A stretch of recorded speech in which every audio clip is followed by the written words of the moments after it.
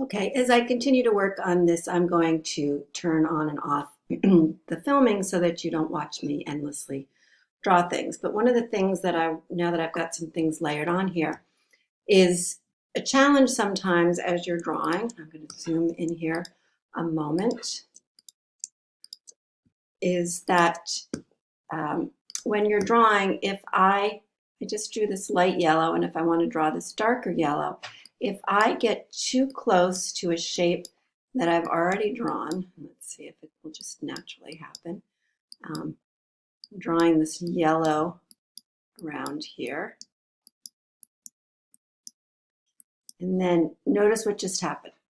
I just clicked on this other shape. So as I was moving around, see the way that highlighted that shape, and I clicked, and then I end up being a part of that. So you have to be careful sometimes when you work around something, but I also am going to make this one, this particular color behind that one. So it happened again. I just clicked on it, and when I was doing this, and I clicked on the bigger line that's in the back there. So there, I've connected with the little dot showed up.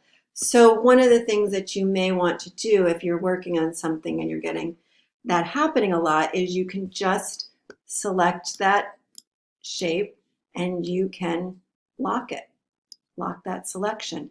So as you're working, if you're finding that that's happening, that's what you would do. You would lock something. The other thing, if it happens and you hadn't realized it, you can always do Command Z to go back from where you were, and to redo, it's Shift Command Z. Okay. All right, I'm going to stop for a moment again. Okay, I'm going to work on these stripes, and one of the things that you might be tempted to do is to just take the pen tool and draw a line and leave it at that. You hit the P to unselect a line, and then you could go and draw another line and select the P to break the line. And sometimes that will work. One of the things that you will want to think about is the flatness of that stroke. If you remember the week before, you can select that rounded edge. That gives it a little bit more softness to it. But notice this, if I just did that shape as one line, it wouldn't have the nuances. So what I'm going to do is I'm going to trace that line on this side and really think of it more as a shape. I have a very thick stroke on this now that's not working so well. I'm going to make it maybe 0.5 as I continue to work. So you can create a line that's more nuanced by actually going in, back, and around. So then if I select these two and fill them with black, and these two, if I just go and make black outlines, and if I go and I'm going to select that background and make it all green. So when I look at them, this has much more nuance. These I did not go back in with the direct selection tool to go and really finesse those lines, because that is important. See the way you get these funky shapes in there? I'm going to move this out of the way and go back in there. Zoom in for a moment to see where I am. Now, one of the things, this point right here, it needs to be softer. So I'm hitting Shift C, which gets me the tool to adjust the anchor points. And if you forget pen tool, anchor point, and Shift C, it shows me. So if I forget, if I keep doing the same thing over and over again, I can look at what the command key is. So then to go back and manage that again, I need to click on the direct selection tool. And if I wanted to see what I had as my base again, I could go and make it an outline and change this to a thinner point size so I could go in there and get it just right. Now, this is a random shape in nature, so you don't need to be precise. It's not like you're trying to, line something that isn't natural and organic and move around in a different, unusual way. They're supposed to be undulating and nuanced, so that looks pretty good. This one still doesn't look great, so let me just pull this handle in, pull that over there. If I think about without even looking at them, if I think about the way these would work, is they get thinner and thicker, and they're sort of gentle curving. So I don't necessarily need to see and go back and look at what I'm tracing. I can guess that, oh, if I just make this sort of more undulating, then that would be fine. But something with, if you're drawing an eyeball, oopsie, sorry about that. If you're drawing an eyeball, that's something that you probably want to look at very specifically to get the nuances of an eyeball, because if you don't get it right, sometimes it looks odd. So I am getting my pen tool, and I'm going to really get the shape of that eye. I'm not going to make it just a circle. I'm going to get that eye shape, and then I'm going to get that circle in the middle, and then there was the circle over here, and then these lines are also thick, sorry.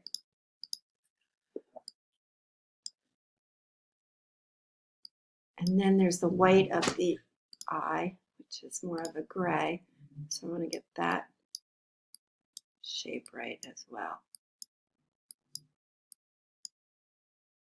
And that eyeball will go over above it, so I don't need to be so careful there. And then I'm going to select and make that the gray. I'm going to select and make this the black. Grab this, get that white, and then I think I accidentally dragged this. I could actually rotate that to make it more like this shape over here. And I'm going to use the eyedropper to get that white and line them all up. And so that white overlaps the black a little bit. Oops, where was this exactly? In the middle there, right there. And it's actually not so pointy. So a little. It's too small. There. This has a funny handle. It's too long there. So now I'm going to bring that in and overlap. Whoops. This and bring this underneath there. I'm going to say arrange, send to back. So the eyeball, you pretty much want to get that so you get the exact proper shape in there. But something like these lines, it's a little more fluid and flexible. Let me put this green back here so you can look at it. And so I like what's happening with these much more than what's happening with this. Maybe what I'll do is make this a little bit thinner. And then the other thing is, as I was saying, these are sort of nuanced and you don't know exactly what's happening there, but I can copy these now that I've made them. I can rotate them a little and I can spread those around and just fill in. As long as I copy and paste and rotate them a little bit differently, I may end up doing transform, object transform, and reflect, which flips it the other way. So sometimes that works. This all seems to be going around this way, so that doesn't work in this situation, but sometimes what may work is to reflect it in the other direction. So I just flipped it horizontally, so it is the same line as this, but one is upside down. You see that? So again, I can take a shape, I can transform where I rotate or I reflect, and I can go horizontally or vertically. So in this case, I'm going horizontally so I don't change that roundness that it's creating around the neck. So, and I don't want to put two that are too similar to each other next to each other. And I also may go in and just remove a few points